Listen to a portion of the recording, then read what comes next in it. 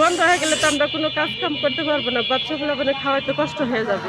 আমরা তো নিরুপায় যাবো গা গার্মেন্টসগুলো বন্ধ করলে। আমারও ফ্যামিলি আছে, পোলাপান সন্তান আছে, কি করে খামো? যতদিন যাচ্ছে ততদিনে গার্মেন্টসের কাজ কমে যাচ্ছে বাংলাদেশে।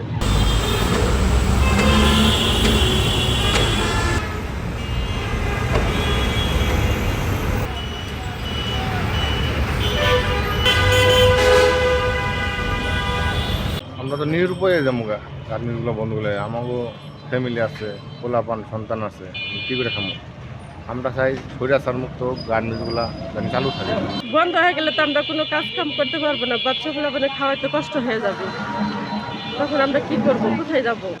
যে কোনো আপনার কাজকর্ম করে খাওয়া লাগবে, অথবা দোকানপাট দেওয়া লাগবে, এনচো চলাতেও লাগবে। যেমন বাসা তাইতে আপনার যা করা মানে সেটা তো করে খাওয়া লাগবে। তো অনেক লোকজন বেকার হয়ে যাবে, তো তাদেরই তো ক্ষতি। তা আমরা চাই না যে গার্মেন্টসগুলো বন্ধ হোক। বসুন্ধরা টিস্যু অশুদ্ধতার বিরুদ্ধে এক বিন্দুও ছাড় নয়। সরকারি ভাগে পদক্ষেপ নিতে হবে, বিজিএম ভাগে পদক্ষেপ নিতে হবে। দেশের যে পরিস্থিতি, যে অভাব, গার্মেন্টস শিল্প প্রতিষ্ঠানে কোনো কাজ নাই, কাজ আনতে হবে, বিভিন্ন দেশে ভায়াত ধরতে হবে, এভাবে চলতে হবে। এছাড়া তো কোনো পরিস্থিতি নাই। গার্মেন্টস যদি বন্ধ হয়ে যায় আমরা কী করবো? আমরা তো অসহায় হয়ে যাব। বাড়িতে মা বাবা আছে, ঘর ভাড়া, বিভিন্ন ধরনের দেখলাম আমার নানা রকমের সমস্যাতে আমরা পড়ে যাচ্ছি দিন দিন। যতদিন যাচ্ছে ততদিনে গার্মেন্টসের কাজ কমে যাচ্ছে বাংলাদেশে। এখন সরকারিভাবে যদি বিভিন্ন শ্রমবাজার যদি বিভিন্ন দেশে যদি ধরে, তাদের গার্মেন্টসের জন্য অনেক উপকারী হয়, খুব ভালো হয়। আমরা সুন্দরভাবে চলতে পারবো।